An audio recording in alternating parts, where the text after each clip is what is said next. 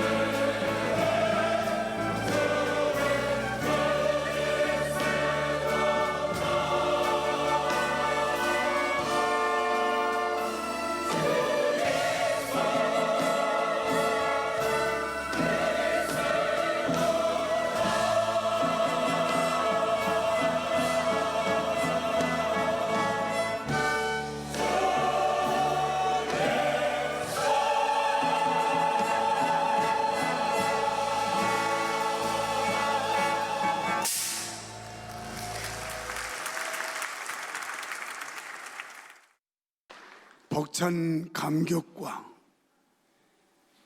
그리고 찡한 감동을 준대 여기 앉아가지고 그런 느낌을 못 받는 그런 존재가 있다면 그 사람은 사람이 아니고 인간입니다.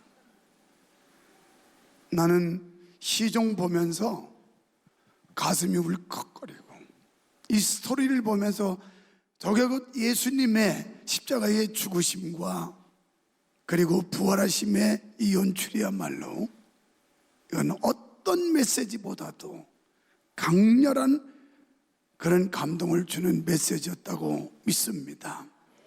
너무너무 큰 감동을 받았고 수고하신 모든 분들 정말 감사했고 또 하나님 앞에 감사한 이유가 이렇게 아름다운 교회, 귀한 자원들을 주신 그 하나님께 또 감사를 드렸습니다. 저는 이 칸타타를 제가 보면서 마음에 결단한 게 있었는데 음악위원장은 오늘 재정부에다가 500만 원 청구서 써가지고 달라고 그래요. 그 돈 주면 밥을 먹든지 죽을 먹든지 소품 빌린 것도 아마 돈도 들어갈 테고 이래서 그런데 쓰시면 되게 돈 달라고 안 했지만 결과를 가지고 얘기하자는 거예요. 난 항상 결과가 좋으면 반드시 보상이 따라가게 되어 있습니다.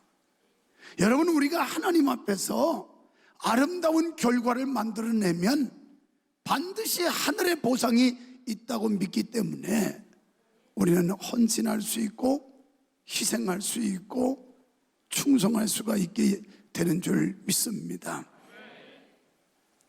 여러분, 에덴 동산이 한국에 있었다면 인류는 타락하지 않았을 겁니다.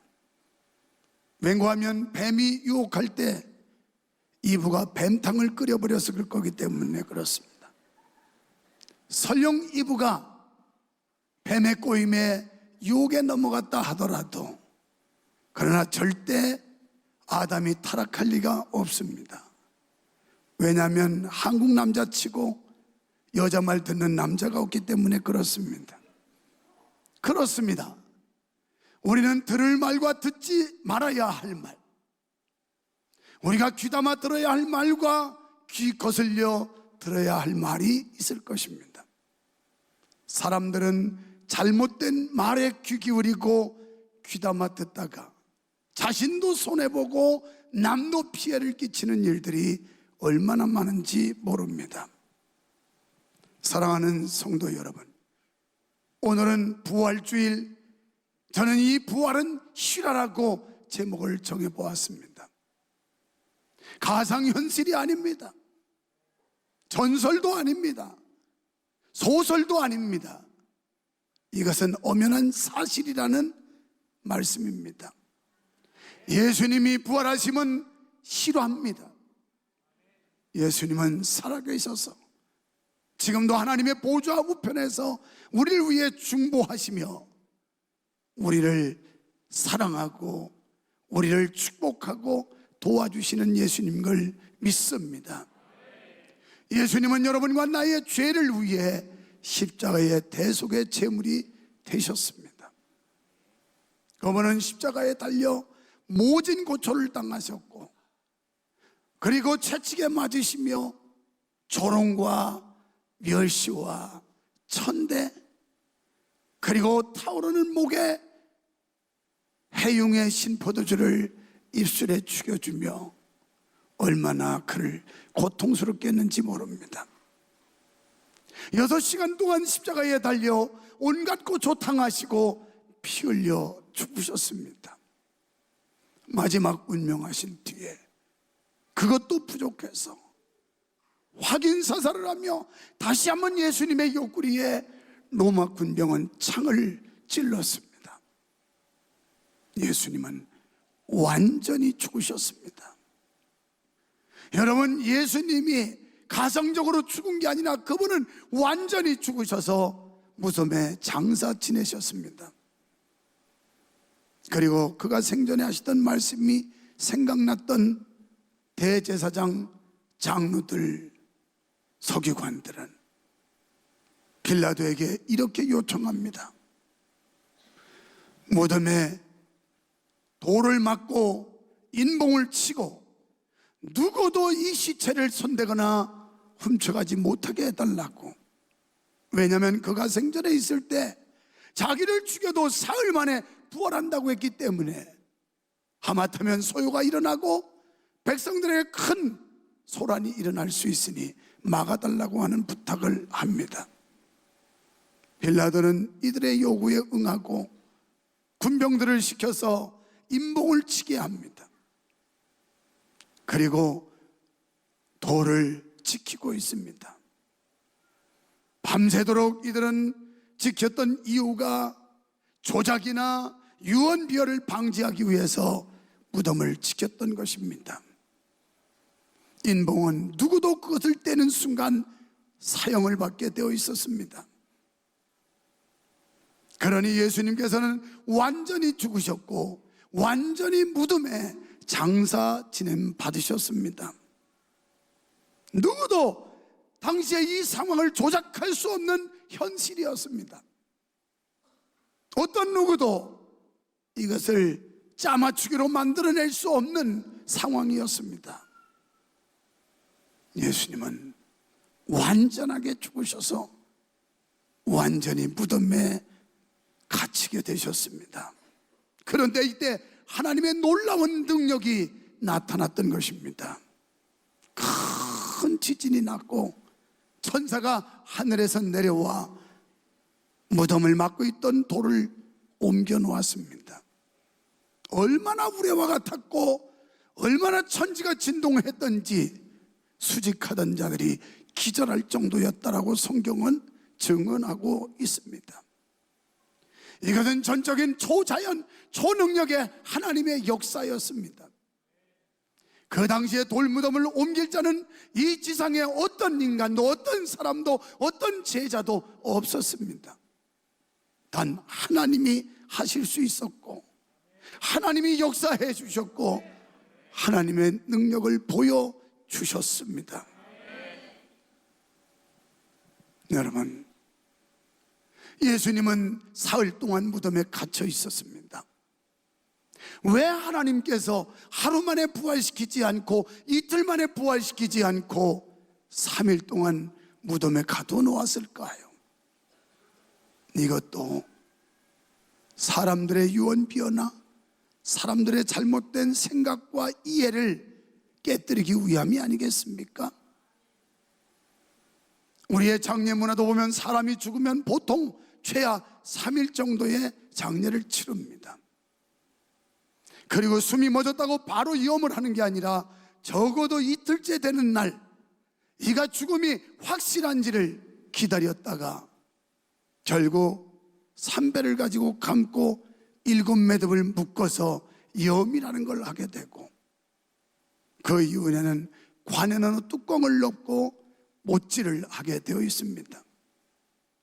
만약에 예수님께서 하루 만에 부활하셨다든지 이틀 만에 부활하셨다고 하면 사람들은 뭐라 했을까요? 예수가 죽은 게 아니고 기절했다가 깨어난 거라고. 예수가 죽은 게 아니고 기절했다가 깨어난 것을 예수쟁이들이 확대 해석해서 유언비어를 퍼뜨린 거라고 말하지 않을까요? 그래서 하나님께서는 예수님이 사흘 동안 무덤에 머무르게 하셔서 완전히 죽었다는 사실을 확인시켜 주셨던 겁니다. 안식 후 첫날 새벽에 예수님은 부활하셨고 막달라 마리아와 여러 여인들이 예수님의 무덤을 찾아갔다가 예수님의 부활하신 현장을 목도하게 됩니다. 그들은 밤새 예수님을 누가 훔쳐간 줄 알고 슬퍼했습니다. 낙담했습니다. 밤새 우리 예수님의 시신을 누가 가져갔다고 한탄하고 있었습니다. 그때 부활하신 예수님이 나타나셔서 너에게 평안이 있느냐? 나는 죽은 것이 아니라 부활했노라고 예수님이 보여주셨습니다. 그러면서 여인들에게 빨리 달려가서 이 일을 제자들과 사람들에게 알리라고 말씀합니다. 이 소식을 제자들에게 알리려고 달려가는 여인들, 부활하신 예수님이 그들에게 만나 주셨고 평안을 물으셨습니다. 그러면서 내가 너희보다 먼저 갈릴리로 갈 터이니 제자들에게 빨리 갈릴리로 가면 나를 볼 것이라고 전하라고 말씀하셨습니다. 이 사실을 전했지만 마가복음 16장 10절과 11절에 보면 제자들조차도 예수님의 부활을 믿질 않았습니다. 여러분, 어떠면 예수 그리스도가 부활하셨다고 하지만 오늘 이 가운데 있는 교회를 다니는 여러분과 내가 예수님의 부활을 믿지 못하고 있는 건 아닙니까? 십자가에 피 흘려 죽으시고 무덤에 장사되는 예수만 믿었지 사망 권세 이기시고 무덤을 박차고 나오신 예수님을 믿지 못하고 있지 않습니까? 지금 여러분은 죽은 예수는 알지만 다시 사신 예수는 모르고 있지는 않습니까? 우리도 주님을 믿지 못하는 자들에게 이 소식을 전해야 할 줄 믿습니다.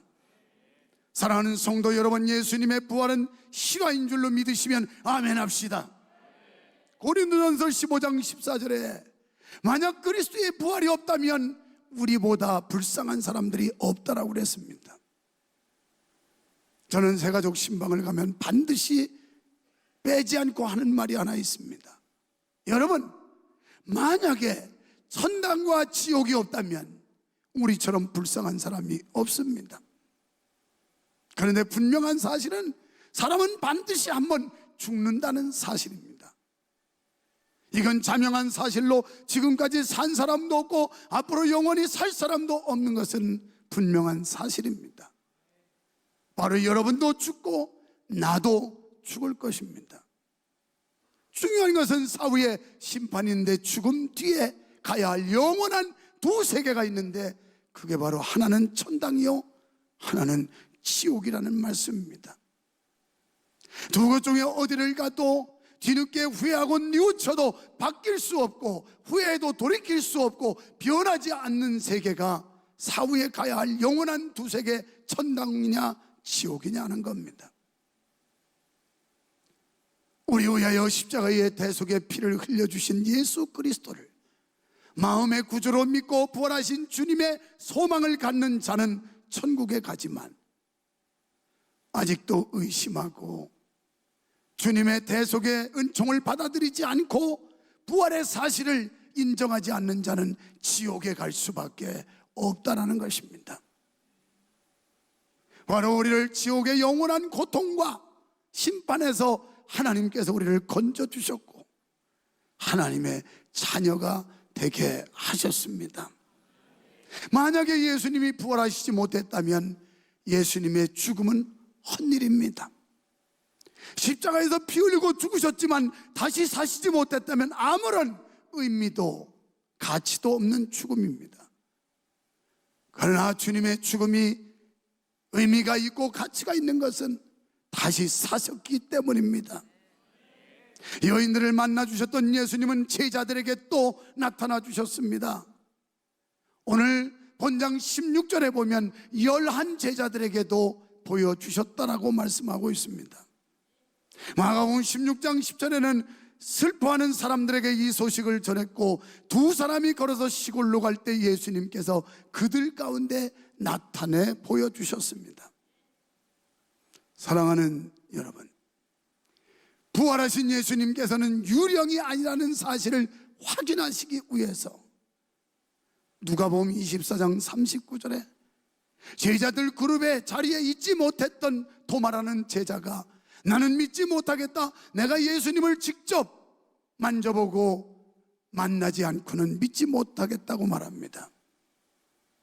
그때 은혜 많으신 예수님은 다시 찾아오셔서 도마에게 당신이 부활하신 모습을 보여주셨고 그리고 내 손에 못자국에 내 손을 넣어봐라, 내 옆구리 창자국에 내 손을 넣어봐라, 나는 부활한 자가 부활한 예수가 확실하다고 말씀합니다.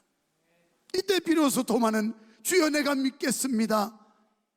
그때 주님은 말씀하기를 의심 많은 도마에게 너는 나를 본고로 믿느냐, 보지 않고 믿는 자가 복이 있도다라고 말씀하셨습니다.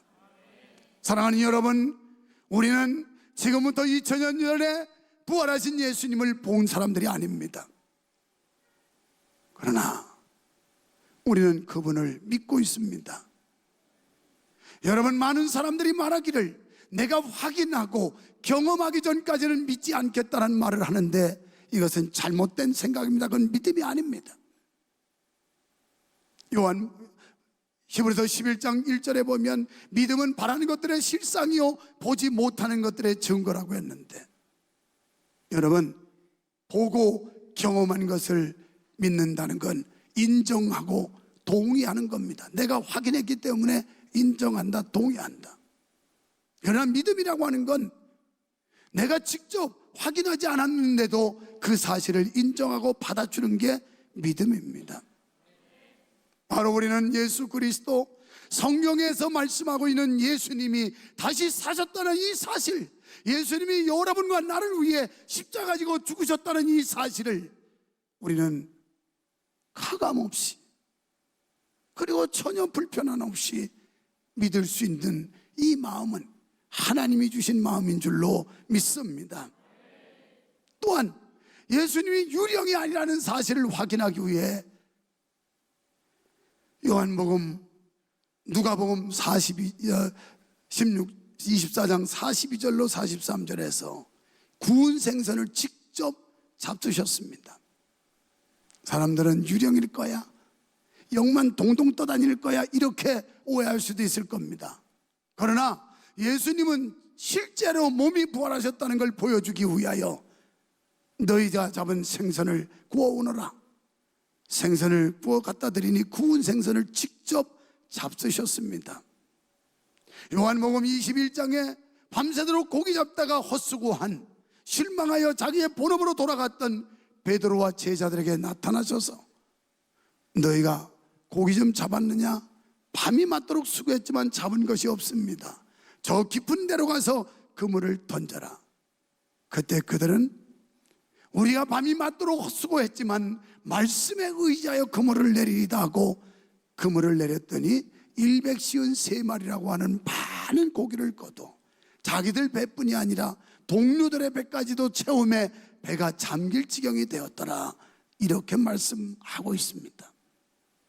그렇습니다. 부활하신 주님을 만난 사람, 부활하신 주님을 믿는 사람은 실패한 자리에서 다시 성공의 자리로 옮겨갈 수 있으며 좌절과 절망과 시리에서 희망과 소망의 자리로 바뀌어질 수가 있는 줄 믿습니다. 우리가 먼저 부활하신 주님을 만나야 하고 내가 만난 부활의 주님을 나가서 전해야 될 터인데 어찌된 일인지 가짜들은 판을 치고 이단들은 당당하게 자기네 교주를 증거하고 외치는데 어찌하여 부활하신 주님, 살아계신 하나님의 아들이라고 믿는다면서 우리는 움츠러뜨리고 의기소침하고 창피해하고, 이게 어찌된 일입니까? 이것은 아직도 여러분이 십자가에 고난받고 죽으신 예수님만 믿지 사망 권세 무덤을 깨뜨리고 부활하신 주님을 믿지 못하기 때문에 이런 행동, 이런 결과를 가져온다라고 생각합니다. 사랑하는 여러분, 오늘 이 시간 부활의 주님의 스토리를 보면서 여러분 부활의 주님 꼭 만나고 돌아가시기를 축원합니다. 부활의 생명이 여러분 속에 있기를 축원합니다. 그렇습니다. 하나님의 역사는 누구에 의해서도 제한받지 않으며 미미한 영향조차 받지 않으십니다.